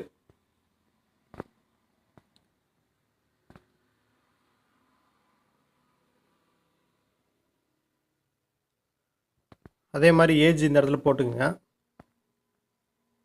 Sun of Hindu. Age report 2 இடத்துல ஏஜ் இருக்குது, ஒரு இடத்துல ஏஜ் ரிமூவ் பண்ணிடுங்க. அப்புறம் எங்களுடைய அட்ரஸ் ஃபுல்லாக போட்டுங்க. நான் முன்ன சொன்ன மாதிரி தான், இது கீழே தான் வந்து இந்த ஒவ்வொரு வார்த்தைக்கு ஒவ்வொரு பேராக்கு முன்னாடியே வந்து ஐ ஹம்பிளி சப்மிட் தட் அப்படின்னு சொல்லிட்டு நீங்கள் போடணும். இந்த கதையெல்லாமே நீங்கள் ஃபுல்லாக அதில் சொல்லி முடிச்சிடணும். அடுத்து வந்து கிரவுண்ட்ஸு. இப்போ நம்ம முன்னாடி பார்த்துருப்போம், அந்த சினாப்சிஸ் பார்த்துருப்போம். அதே மாதிரி இந்த கிரவுண்ட்ஸ் இப்போ இங்கே பார்க்குறோம். இந்த ரெண்டத்தையும் வந்து எனக்கு ரெடி பண்ண தெரியாது அப்படின்னு சொல்லிட்டு நீங்கள் அதனால் ஒன்றும் வருத்தப்பட வேண்டாம். நீங்கள் உங்களுடைய அந்த அஃபிடவிட் இருக்குல்ல, அதில் அந்த கதை சொல்லியிருப்பீங்கள்ல, அந்த கதை எல்லாத்தையும் ஃபுல்லாக காப்பி பண்ணுங்கள். காப்பி பண்ணி கொண்டு போய் ChatGPT இல்லை ஜெமினி அதில் கொண்டு போட்டு, இந்த மாதிரி வந்து நீங்கள் ரிட் பெட்டிஷன் ஃபைல் பண்ணுறீங்க, அதுக்கு வந்து இதை வந்து எனக்கு சினாப்சிஸ் தேவைப்படுது, கிரவுண்ட்ஸ் தேவைப்படுது, இதுலேருந்து கிரவுண்ட்ஸையும் சினாப்சிஸையும் வந்து ரெடி பண்ணி கொடு அப்படின்னு சொல்லிட்டு அதில் சொல்லிட்டீங்க அப்படின்னா ஆட்டோமேட்டிக்காக அதை ரெடி பண்ணி கொடுத்துரும். ஒர்க்கு நீங்கள் படித்து பார்த்துக்கணும், ஏன்னா அது தப்பு பண்ணும். ஒர்க்கு நீங்கள் படித்து பார்த்துட்டு சரியாக இருந்தது அப்படின்னா நீங்கள் கொண்டாந்து அதை பேஸ்ட் பண்ணிக்கலாம்.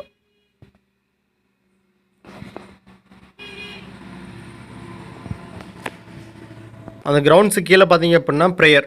இந்த இடத்துல தான் வந்து உங்களுக்கு கோர்ட் வந்து என்ன ஆர்டர் கொடுத்தா உங்களுக்கு நல்லா இருக்கும்னு சொல்லிட்டு நீங்கள் விருப்பப்படுறீங்களோ அந்த ப்ரேயரை வந்து நீங்கள் கரெக்டாக இங்கே கேட்கணும். இப்போ இந்த அஃபிடவிட்டில் வந்து நீங்கள் வந்து சைன் பண்ணணும், அதே மாதிரி ஒரு அட்வொகேட்ட சைன் வாங்கலாம். ஏன்னா நீங்கள் வந்து பார்ட்டின் பர்சனாக போகிறீங்கிறது மட்டும் நான் சொல்கிறேன். பார்ட்டின் பர்சனாக போகிறீங்க அப்படின்னா ஒரு அட்வொகேட்டை நீங்கள் சைன் வாங்கலாம், இல்லை நோட்ரி பப்ளிக்டும் வாங்கலாம், இல்லை ஓத் கமிஷன் சொல்லிட்டு இருப்பாங்க, கோர்ட்டில் இருப்பாங்க. நான் அவங்கள்ட்ட இதுவரை சைன் வாங்கினதில்லை, நீங்கள் அவங்கள்ட்ட சைன் வாங்கலாம். எங்கே ஃபீஸ் கம்மியாக இருக்குமோ அவங்கள்ட்ட நீங்கள் பார்த்து சைன் வாங்கிக்கிங்க.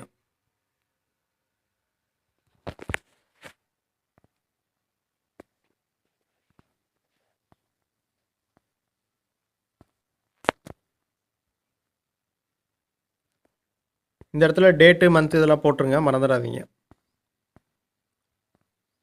அவ்வளோதான். அடுத்து பார்த்தீங்க அப்படின்னா எவிடன்ஸ். இது கீழே வரிசையாக லிஸ்ட் அவுட் பண்ண போகிறீங்க. எவிடன்ஸ் எல்லாத்தையும் வந்து வரிசையாக வைக்க போகிறீங்க.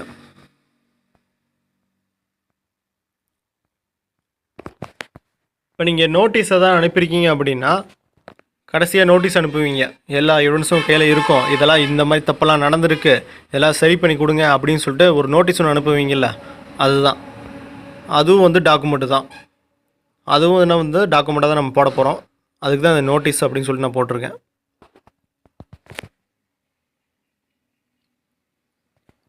இப்போ இந்த டாக்குமெண்ட்லேயே பார்த்தீங்க அப்படின்னா நீங்கள் ஏதாவது இமெயில் சென்ட் பண்ணியிருக்கலாம், ஏதோ வேறு ஏதாவது மெசேஜாக இருக்கலாம். இது எல்லாமே பார்த்தீங்க அப்படின்னா அது எல்லாமே வந்து எலக்ட்ரானிக்கல் எவிடன்ஸ் தான். அந்த எவிடன்ஸ் எல்லாமே நம்ம கோர்ட்டில் மார்க் பண்ணணும் அப்படின்னா நீங்கள் ஒரு சர்டிஃபிகேட் வைக்கணும். அந்த சர்டிஃபிகேட் வந்து என்ன அப்படின்னா பாரதிய சாட்சி அதிநியம், இது ஒரு ஆக்ட்டு. இந்த ஆக்டில் வந்து சொல்லியிருப்பாங்க, அதோட அந்த ஆக்ட் வந்து 2023. இந்த ஆக்டில் வந்து ஒரு சர்டிஃபிகேட், ஒரு ஃபார்மெட் ஒன்று இருக்கும். அது சம்மந்தமாக ஏதாவது ரெடி பண்ணணும் அப்படின்னா, அந்த டிஜிட்டலாக நீங்கள் ஏதாவது எவிடன்ஸ் மார்க் பண்ணணும் அப்படின்னா, டாக்குமெண்ட் போடுறீங்க அப்படின்னா அது சம்மந்தமாக மெசேஜ் பண்ணுங்கள், அதுக்குண்டான ஃபார்மெட் என்னென்னு சொன்னால் சொல்லிடுறேன். இப்போ இந்த பிடிஎஃப்பில் அது இல்லை.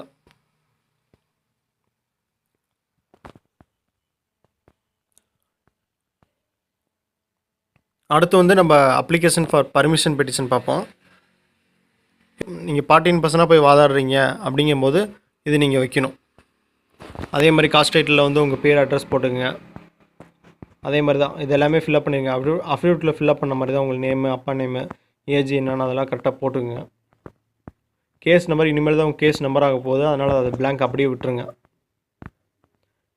இதில் நீங்கள் வேறு எந்த விதமான அடித்தல் திருத்தல் எதுவுமே பண்ண வேண்டாம். இந்த ஃபார்மெட் அப்படியே இருக்கட்டும், எதுவும் ரிமூவ் பண்ண வேண்டாம். ஒன்லி பிளேஸ் என்ன, டேட் என்ன, அதை மட்டும் போடுங்க. அதே மாதிரி உங்களோட கையெழுத்து போட்டுங்க. இதுலேயும் பார்த்தீங்க அப்படின்னா நான் முன்னாடியே சொன்ன மாதிரி தான், ஒரு அட்டஸ்டட் வாங்கணும். யார்ட்டா அப்படின்னா ஓத் கமிஷனர் வாங்கலாம், இல்லை நோட்ரி. இதில் வந்து நீங்கள் அட்வொகேட்டை வாங்க முடியாது. இந்த அப்ளிகேஷன் ஃபார் பர்மிஷன் இதில் வந்து பார்த்தீங்க அப்படின்னா நீங்கள் அட்வொகேட்டை வாங்க முடியாது. ஒன்லி நோட்ரி இல்லை ஓத் கமிஷனர் 2 பேர்த்துட்டு மட்டும் தான் நீங்கள் சைன் வாங்கணும். இங்கே அதே மாதிரி தான் உங்கள் அட்ரஸ் போட்டுக்குங்க. இது என்னென்னு பார்த்தீங்க அப்படின்னா அண்டர்டேக்கிங், இது வந்து ஃபார்ம் பின்னு சொல்லுவாங்க. நம்ம முன்னாடி மேலே பார்த்தது ஃபார்ம் ஏ. அந்த அப்ளிகேஷன் ஃபார் பர்மிஷன் பெட்டிஷன் இருக்கு இல்லையா, நீங்கள் பார்ட்டின் பர்சனாக ஆஜராகிறதுக்கு அதை வந்து ஃபார்ம் ஏன்னு சொல்லுவாங்க, இது ஃபார்ம் பின்னு சொல்லுவாங்க. அங்கே ஷார்ட்டாக கோர்ட்டில் இப்படி தான் சொல்லுவாங்க, ஃபார்ம் ஏ ஃபார்ம் வச்சிட்டிங்களா அப்படின்னா நீங்கள் முடிக்கக்கூடாது. இதுதான் ஃபார்ம் ஏ, இதுதான் ஃபார்ம் பி.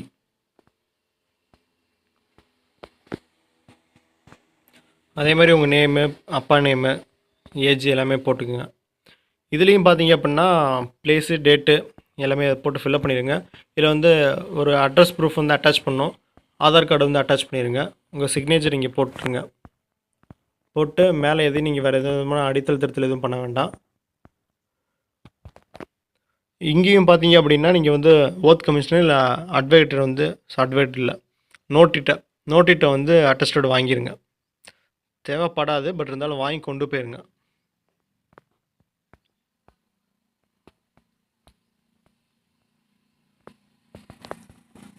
அது அடுத்து ஆதார் கார்டு நீங்கள் அட்டாச் பண்ணணும். ஃபார்ம் பிக்கான ஆதார் கார்டு நீங்கள் அடுத்து அட்டாச் பண்ணிடணும். அவ்வளோதான். ஃபைனலாக வந்து பார்த்தீங்கன்னா பேட்டா. இந்த பேட்டா தான் யார் இருக்கலாம் நோட்டீஸ் அனுப்பணும்னு சொல்லிட்டு இந்த பேட்டாவில் வந்து நம்ம அட்ரஸ், அவங்க ஃபுல் அட்ரஸ் போடுவோம். கீழே உங்களுடைய சைனு.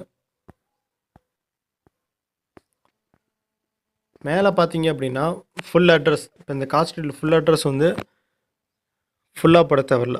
ஜஸ்ட்டு உங்களுடைய பேர், அப்பா பேர் போட்டால் போதும். அதே மாதிரி ரெஸ்பாண்டனுக்கு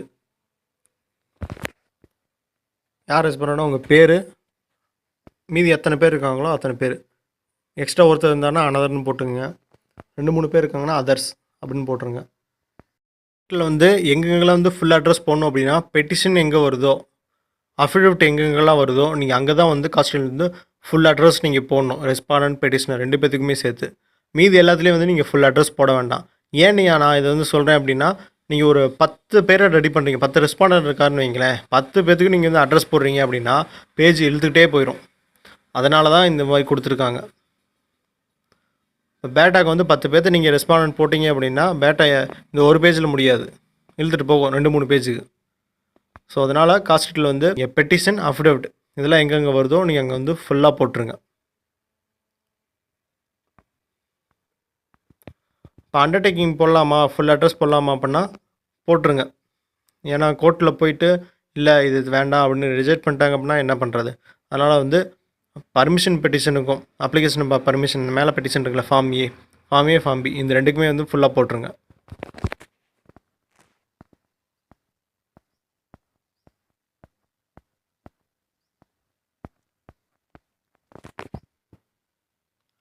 அடுத்து பேட்டா கீழே பார்த்தீங்க அப்படின்னா டாக்கெட். இதை வந்து டாக்கெட்னு சொல்லுவாங்க. இந்த டாக்கெட் கடைசியில் பார்த்தீங்க அப்படின்னா உங்களுடைய பேர், அட்ரஸ்ஸு, அந்த காஸ்ட் ஷீட்டில் போட்டிங்களா அதை அப்படியே கொண்டாந்து காப்பி பண்ணி இங்கே போட்டுருங்க. உங்களுடைய ஃபோன் நம்பர் மெயினாக அதில் போடுங்க. உங்கள் ஃபோன் நம்பர் போட்டால் தான் அப்படின்னா நீங்கள் அங்கே ஃபைல் கொடுக்குறீங்களே, கொடுத்ததுக்கப்புறம் அங்கே கையோடு வெயிட் பண்ணி எஸ்ஆர் நம்பர் வாங்கணும். நம்ம அது ஒன்று ஒன்றா பார்த்துருவோம். ஃபோன் நம்பர் கொடுத்தா தான் உங்களுக்கு அதை எப்படியாவது காண்டாக்ட் பண்ணணும் அப்படின்னா அந்த ஃபோன் நம்பரில் தான் காண்டாக்ட் பண்ணுவாங்க. மறக்காமல் ஃபோன் நம்பர் 14% ஆஜராகும் கொடுத்துட்டு வாங்க. இல்லை அப்படின்னா நீங்கள் வந்துட்டு நீங்கள் ஹைகோர்ட்டோட வெப்சைட்டுக்கு போயிட்டு சர்ச் பண்ணி அதில் மெட்ராஸ் ஹைகோர்ட்டோட ஃபோன் நம்பரை கண்டுபிடிச்சி ரிட் செக்ஷனுக்கு வந்து நம்பர் கொடுத்துருப்பாங்க, அது தனியாக நீங்கள் கண்டுபிடிச்சி அவங்கள்ட்ட கால் பண்ணி கேட்டு வாங்கி இந்த மாதிரி இந்த டேட்டில் நான் வந்தேன் அப்படின்னு சொல்லிட்டு நீங்கள் அவங்களுக்கு சொல்லி அவங்க மறுபடியும் செக் பண்ணி அதுக்கப்புறம் தான் பார்ப்பாங்க. எஸ்ஆர் நம்பர் நீங்கள் வாங்கணும். வாங்காமல் வந்துட்டிங்கன்னா இப்படிலாம் நீங்கள் பண்ணணும். இப்போ இந்த டார்கெட் ஷீட் பார்த்தீங்க அப்படின்னா நீங்கள் கடைசியாக வைக்கணும். இப்போ நீங்கள் என்ன ஆர்டரில் வச்சுருக்கணும் சேம் ஆர்டர், அதே ஆர்டர் தான். நீங்கள் எம்பி அந்த ஹச்ஏன்னு சொன்னல, பார் அசோசியேஷன் லா சேம்பரில் சொன்னல, ஜெராக்ஸ் போடுற இடம் உள்ள ₹1.50 போடுறாங்களே, அங்கே பார்த்தீங்க அப்படின்னா அவங்கள்ட்ட கொடுத்தீங்கன்னா டாக்கெட் ஷீட் உங்களுக்கு எப்படி வைக்கணுமோ அவங்க வச்சு கொடுத்துருவாங்க. ஸோ நம்ம எல்லாமே பார்த்துட்டோம், எல்லா ஃபார்மேட்டும் நம்ம பார்த்துட்டோம். இண்டெக்ஸ் ஷீட்டும் ஒன்று பார்த்துட்டோம், அடுத்து சினாப்சிஸ் பார்த்துட்டோம், கோட் ஃபீ, கோடிங் ஷீட்டு, அடுத்து ரிட் பெட்டிஷனு, அஃபிடவிட்டு, டாக்குமெண்ட்ஸ் எல்லாமே வரிசையாக, பர்மிஷன் பெட்டிஷனு, அண்டர்டேக்கிங்கு, அடுத்து அதோட ஒன்றா ஆதார் கார்டு அட்டாச் பண்ண போகிறோம், அடுத்து பேட்டா, அதுக்கடுத்து டாக்கெட். இதுதான் ஆர்டர். இந்த ஆர்டரில் தான் நீங்கள் வைக்கணும். இது எல்லாமே வச்சதுக்கப்புறம் நீங்கள் ஒரு புக்லெட் மாதிரி தைக்கணும். நான் சொன்னேன்ல முன்னாடி இண்டெக்ஸ் வந்து நீங்கள் பார்த்தீங்க அப்படின்னா ஒரு புக்லெட் ஃபார்மேட்டில் தான் கொடுத்துருப்போம் அப்படின்னு சொன்னேன்ல, புக்லெட் மாதிரி தைக்கணும். அதுக்கு முன்னாடி இன்னொன்று, நீங்கள் டாப்பில் பார்த்தீங்க அப்படின்னா பேஜ் நம்பர் வரிசையாக 1-2 போட்டுருங்க. சப்போஸ் பேஜ் நம்பர் தப்பாக போட்டிங்க அப்படின்னா ஒன்றும் பிரச்சனை இல்லை. லைட்டாக 2 அடி அடிச்சு விட்டுருங்க. ரொம்ப போட்டு கிறுக்கு இருக்காதீங்க. 2 அடி அடிச்சு விட்டு அது கீழே சரியான பேஜ் நம்பர் போட்டுருங்க. பேஜ் நம்பர் தப்பு பண்ணுறது கண்டிப்பாக சீனியர் அட்வொகேட்லேருந்து ஜூனியராக போய் சேர்றவங்கலேருந்து எல்லாருமே தப்பு பண்ணுவாங்க. அதெல்லாம் நீங்கள் இன்னும் பதட்டப்பட வேண்டாம். சும்மா லைட்டாக 2 அடி அடிச்சுட்டு கரெக்டான பேஜ் நம்பர் போட்டுருங்க. பேஜ் நம்பர் வரிசையாக எல்லாத்துக்கும் நீங்கள் கொடுக்கணும். கொடுத்ததுக்கப்புறம் இப்போ எங்கேருந்து கொடுப்பீங்க அப்படின்னு சொல்லிடுறேன். இப்போ சினாப்சிஸ் இந்த ஓரத்தில் பேஜ் நம்பர் 1 அப்படின்னு போட்டுருங்க. அடுத்து இங்கே 2, கோட்ஃபீல்டில் 3, கோடிங் ஷீட்டில் 4, அடுத்து ரிட் பெட்டிஷனில் 5, 6, இங்கே 7, அடுத்து 8, அடுத்து 9, அடுத்து 10, அடுத்து 11, அடுத்து 12, அடுத்து இங்கே இந்த இடத்துல 13, அடுத்து இங்கே 14. இப்படி ஒரு பேஜ் விடாமல் நீங்கள் வரிசையாக கொடுத்துட்டே வரணும். ஆதார் கார்ட்லேயும் நீங்கள் பேஜ் நம்பர் கொடுக்கணும். என்ன பேஜ் நம்பர் வருதோ அந்த பேஜ் நம்பர் நீங்கள் கொடுக்கணும். வரிசையாக எல்லாத்துக்கும் நீங்கள் கொடுக்கணும்.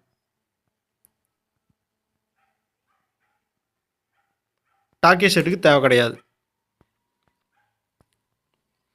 பேட்டாவோட நிப்பாட்டிக்கிங்க பேஜ் நம்பரை. இந்த கார்னரில் போடணும் பேஜ் நம்பரை, அதோட நிப்பாட்டிக்கிங்க.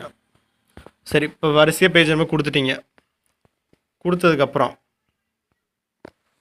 இங்கே இந்த பேஜ் நம்பர்னு இருக்கு இல்லையா, அந்த இடத்துல தான் நம்பர் போட போகிறீங்க. சினாப்சிஸ் எப்படி இருந்தாலும் 2 பக்கம் வந்திருக்கும். அப்போ நீங்கள் அது ஸ்டார்டிங் பேஜ் நம்பர் இருக்கும் இல்லையா, 1ன்னு ஆரம்பிச்சதுன்னா 1ன்னு போடுங்க போதும். எண்டு பேஜ் நம்பர் இருக்கும்ல, இப்போ 1 to 2 பேஜ் வரையும் சினாப்சிஸ் இருக்குன்னா 1 ஹைஃபன் போட்டு 2 இப்படின்னு போடலாம்.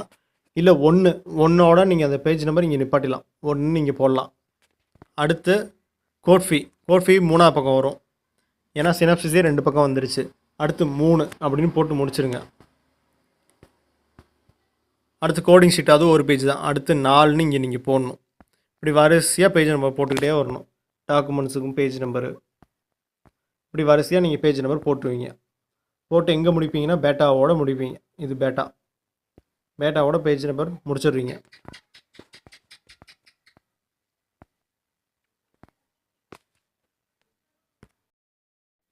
இப்போ நீங்கள் பேஜ் நம்பர்லாம் கரெக்டாக போட்டிங்க. ஒருக்கா வெரிஃபை பண்ணிங்க நம்ம சரியாக போட்டிருக்கோமா இல்லையான்னு சொல்லிட்டு ஒருக்கா செக் பண்ணிக்கிங்க. செக் பண்ணதுக்கப்புறம் இப்போ நீங்கள் வந்து நோட்டீஸ் அனுப்பணும். அந்த நோட்டீஸுக்கு வந்து நீங்கள் காப்பீஸ் ரெடி பண்ணணும். காப்பீஸ் வந்து ரிட் பெட்டிஷனும் ப்ளஸ் அதோட ஒன்றா அஃபிடவிட் இங்கே இருக்குல்ல, இது ரிட் பெட்டிஷன். இதுவும் அதுக்கு அடுத்து இருக்க அஃபிடவிட்டு ப்ளஸ் கடைசியாக நம்ம கொடுத்துருக்கக்கூடிய டாக்கெட். இந்த டாக்கெட் இருக்குல்ல, இந்த டாக்கெட் இது எல்லாமே வந்து நீங்கள் எத்தனை ரெஸ்பாண்டன்ட் இருக்காங்களோ அத்தனை காப்பி எடுக்கணும். இப்போ 2 ரெஸ்பாண்டன்ட் பண்ணால் 2 காப்பி எடுக்கணும்.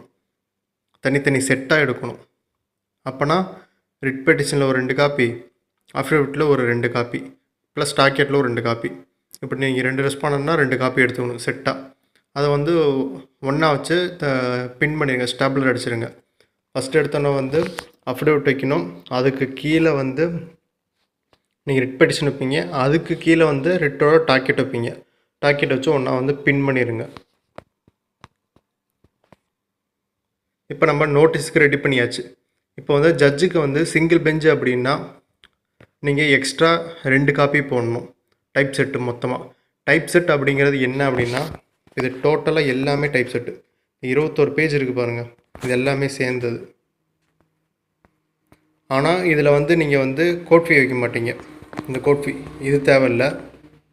கோடிங் ஷீட் இது 2 தேவையில்லை. இந்த 2 மட்டும் எடுத்துகிட்டு மீது எல்லாத்துலேயும் வந்து நீங்கள் வந்து 2 காப்பி போட்டுக்குங்க.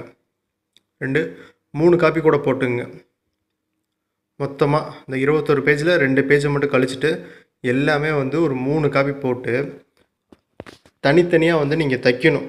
அதை தைக்கிறது எப்படி தைக்கிறது அப்படின்னா, நீங்கள் வந்து ஒரிஜினல் காப்பி, அதாவது இப்போ ஒரிஜினல் காப்பியை வந்து நீங்கள் கார்னரில் தைக்கணும் ஒரு 3 தையல். மீதி ஜட்ஜு கொடுக்கக்கூடிய காப்பியை வந்து இந்த இடத்துல தச்சா நீங்கள் போதும். அது எப்படி தைக்கிறதுன்னு சொல்லிட்டு இப்போ நம்ம டெமோ பார்த்துருவோம். ஃபஸ்ட்டு நம்ம ஒரிஜினல் காப்பிக்கு பார்த்துருவோம். ஒரிஜினல் காப்பியை வந்து எப்படி 3 தையல் தைக்கிறது அப்படின்னு சொல்லிட்டு நம்ம பார்த்துருவோம்.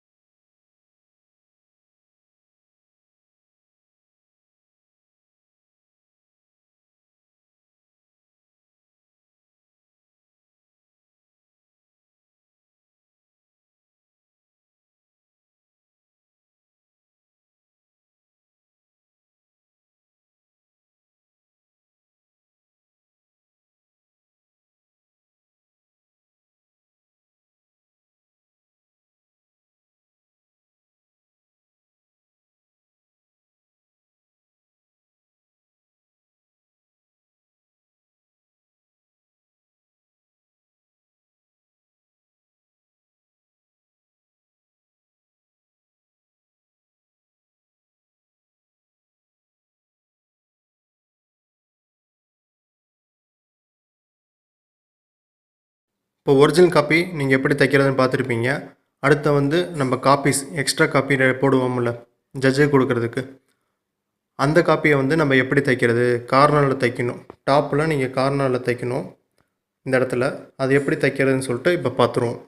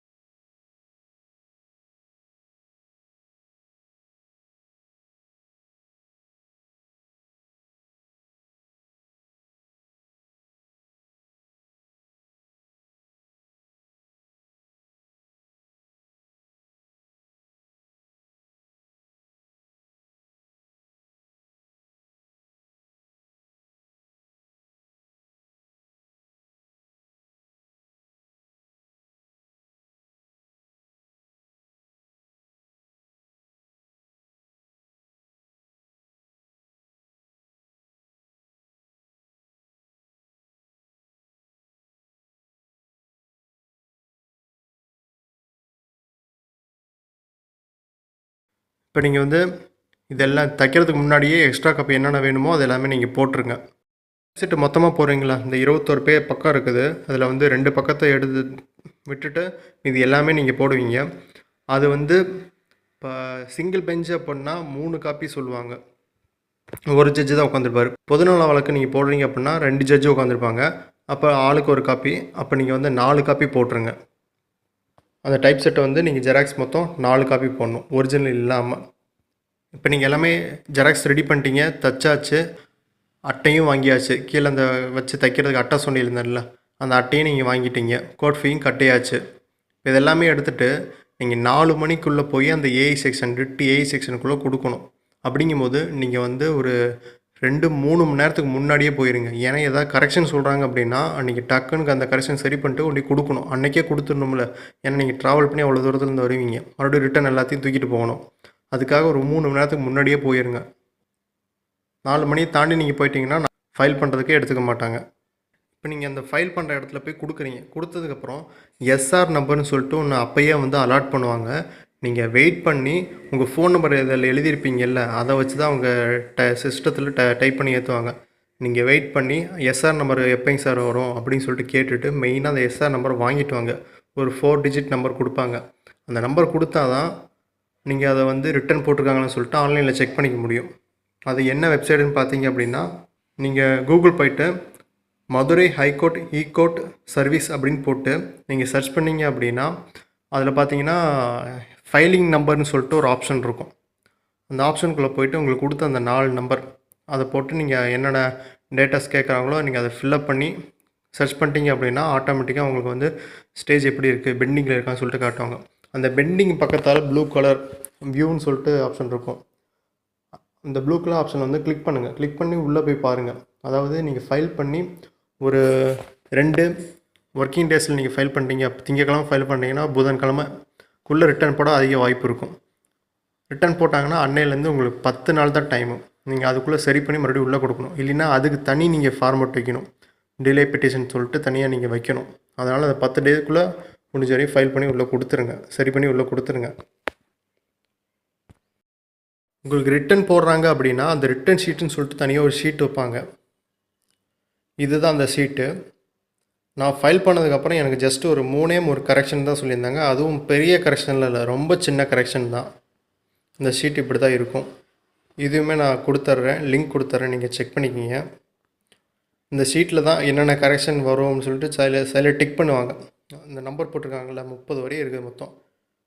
இதெல்லாமே நீங்கள் ஏதாவது தப்பு செஞ்சீங்கன்னா இந்த தப்பு இதுக்குள்ளே தான் வரும். அதையும் மீறி ஏதாவது தப்பு வருதுன்னா அவங்க பேனலில் எழுதி கொடுப்பாங்க. எனக்கு எழுதியிருக்காங்க பாருங்கள், 3வது நம்பரு 2, அவ்வளோதான். மொத்தம் ஒரு 3 தான், அதுவும் சின்ன கரெக்ஷன் தான்.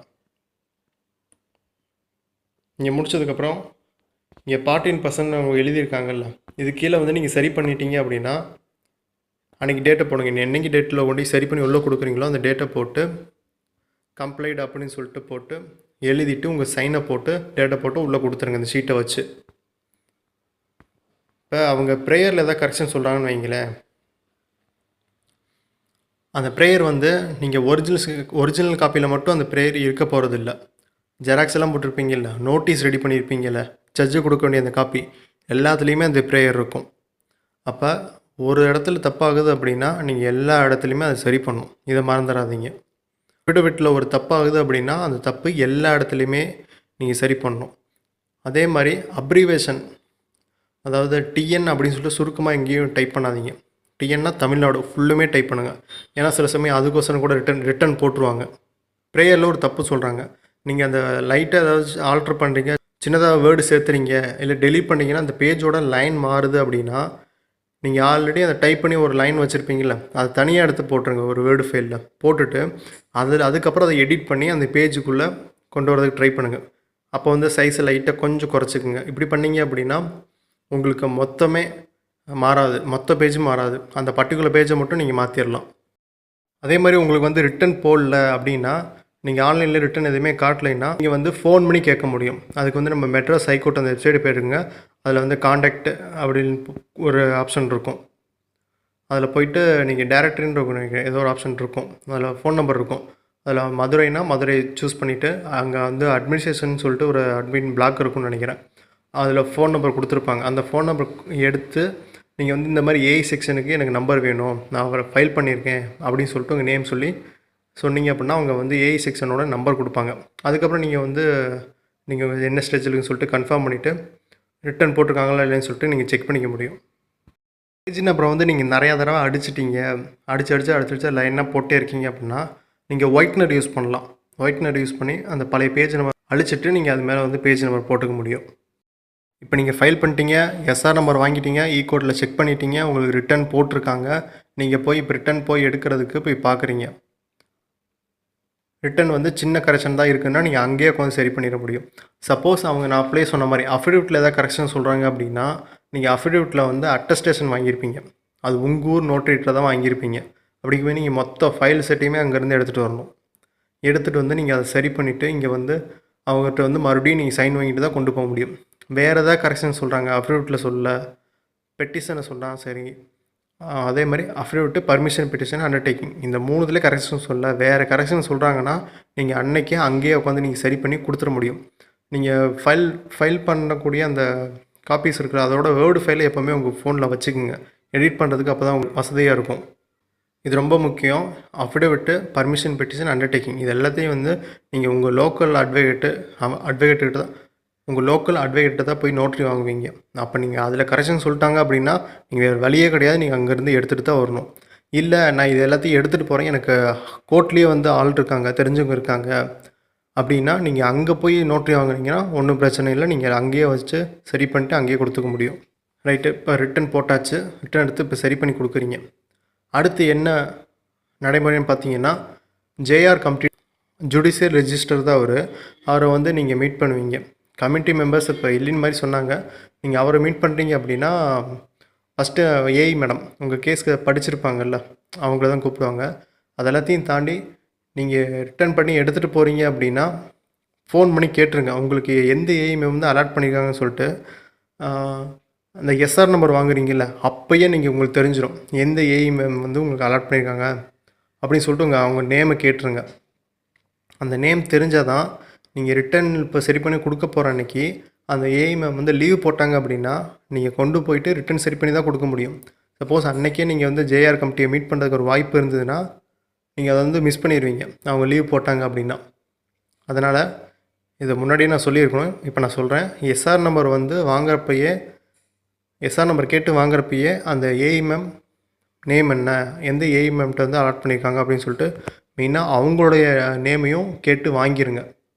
இப்போ நீங்கள் சரி பண்ணியாச்சு, கொண்டு போய் கொடுக்க போகிறீங்க. ஃபோன் பண்ணி கேட்டிங்க அந்த ஏஐ வந்து இருக்காங்களா அப்படின்னு சொல்லிட்டு நீங்கள் கேட்டிங்க.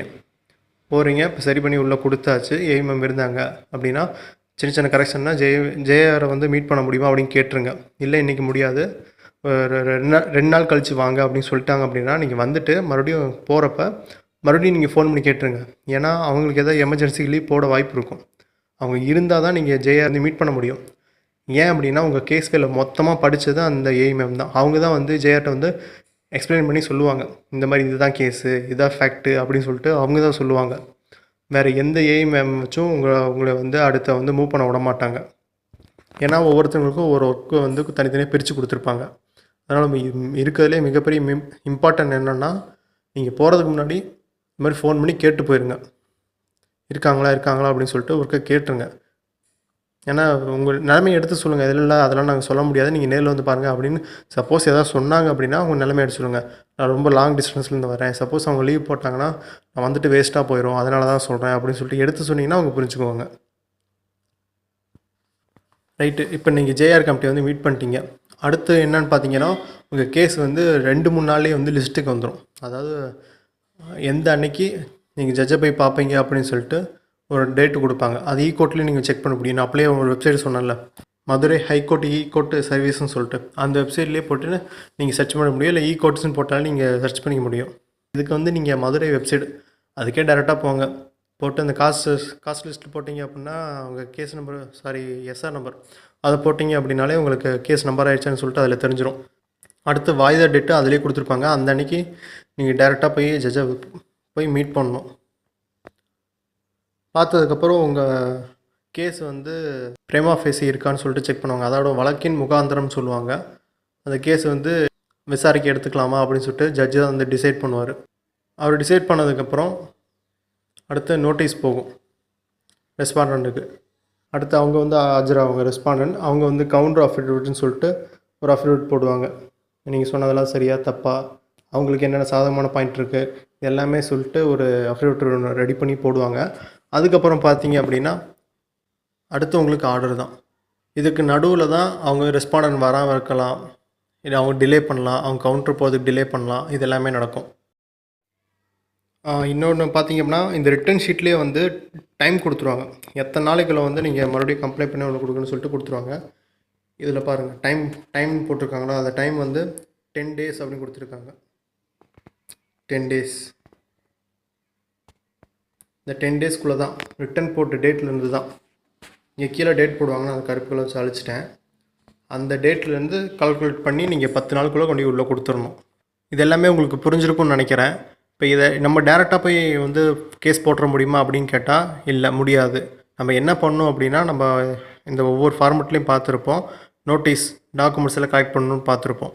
அப்போ வந்து நீங்கள் ஃபஸ்ட்டு வந்து நீங்கள் போய் கவர்மெண்ட் ஆஃபீஸர் வந்து கேட்கணும் உங்களுக்கு என்ன பிரச்சனை. இப்போ ஃபார் எக்ஸாம்பிள் சொல்லணும் அப்படின்னா பட்டா உங்களுக்கு கொடுக்கலன்னு பார்த்துருப்போம். அப்போ வந்து நீங்கள் போய் அவர்கிட்ட வந்து இந்த மனுவாக கொடுக்கணும், பட்டா கொடுங்க அப்படின்னு சொல்லிட்டு ஒரு மனு கொடுக்கணும்.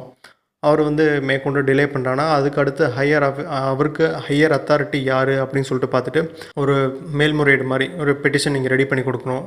அவங்களுக்கு ஹையர் அத்தாரிட்டி யாராவது இருக்காங்களான்னு பாருங்கள். இல்லை அப்படிங்கும்போது நீங்கள் வந்து அதுக்கப்புறம் தான் வந்து கோர்ட்டே அப்ரோச் பண்ணணும் இந்த ரிட்டுக்கு. அப்போ சுருக்கமாக சொல்லணும் அப்படின்னா நீங்கள் போய் முதல்ல அவரை வந்து கேட்கணும். கேட்டதுக்கப்புறம் அவர் செய்ய மறுக்கணும். அதுக்கப்புறம் தான் நீங்கள் வந்து கோர்ட்டுக்கே வர முடியும். இந்த சேனலில் வெறும் ரிட்டோட ஒன்றா நம்ம நிப்பாட்ட போகிறதில்ல. அதுக்கடுத்து நம்ம நிறையா திங்க் பண்ணிகிட்ருக்கோம் என்னென்ன பண்ணலாம் அப்படின்னு சொல்லிட்டு. இன்னும் ஃபீல்டு ஒர்க்லாம் போனால் தான் நமக்கு நிறையா விஷயங்கள் வந்து நம்ம சேஞ்ச் பண்ண முடியும்னு சொல்லிட்டு தான் நம்ம யோசிச்சுட்ருக்கோம். அதுக்கான சூழ்நிலை எப்படி அமைதுன்னு பார்ப்போம். முடிஞ்ச அளவு இந்த வீடியோ வந்து நிறைய பேருக்கு ஷேர் பண்ணுங்கள், லைக் பண்ணுங்கள். நீங்கள் லைக் பண்ணீங்க அப்படின்னா யூடியூப்பே இந்த வீடியோவை அதிக பேருக்கு ரீச் பண்ண ஹெல்ப் பண்ணும். இன்னொன்று, மக்கள் ஏன் ஜுடிஷியரிக்குள்ளே போகணும், ஏன் கோர்ட்டுக்கு போய் வாதாடணும், ஏன் நான் சொல்ல வரேன்னா அவங்க யாருக்கு ஓட்டு போட்டு தேர்ந்தெடுத்தாங்களோ அவங்க எல்லாருமே அந்த 5 வருஷத்தில் என்ன செஞ்சாங்க என்ன செய்யலை இது எல்லாமே பொதுமக்களும் வந்து பொதுநலம் சார்ந்த விஷயத்தில் வந்து பங்கெடுத்து கோர்ட்டுக்கு போய் இந்த மாதிரி கேஸ் போடுறது, அவங்க இந்த மாதிரி கம்ப்ளைண்ட்லாம் கொடுக்கும்போது தான் அரசியல் மாற்றத்துக்கு வந்து இது ஒரு வழியாக இருக்கும். ஏன்னா இது மாதிரிலாம் அவங்க செஞ்சிட்டாங்க அப்படின்னா ஒவ்வொருத்தருமே செய்கிறாங்க அப்படின்னா அவங்க சிந்திக்க ஆரம்பிச்சிருவாங்க. சரி, இந்த அரசாங்கம் நமக்கு என்ன செய்யுது, இவங்க நமக்கு என்ன செய்யலை.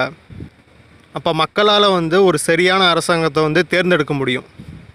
எப்போ மக்களும் வந்து அரசு நிர்வாகத்தில் வந்து பங்கெடுக்கும் போது மட்டுமே தான் இது வந்து ஏற்படும். ஆனால் இதுக்கு தடையாக என்ன இருக்குது, மக்கள் ஜுடிஷியரிக்குள்ளேயே போக முடியாத அளவுக்கு லாங்குவேஜ் ப்ராப்ளம் இருக்குது. நான் லாங்குவேஜ் தப்புன்னு சொல்லலை. பல தனியார் பள்ளிக்கு ஈக்குவலாக எல்லா கவர்மெண்ட் ஸ்கூல்லையும் அதே தரத்தோட எஜுகேஷன் வேணும். இது எல்லாமே ஒரு அடிப்படை மாற்றம் தான். இந்த அடிப்படை மாற்றம் நிகழ்ந்தால் மட்டுமே தான் மற்ற இடத்துல எல்லா மாற்றமும் வந்து நிகழும்.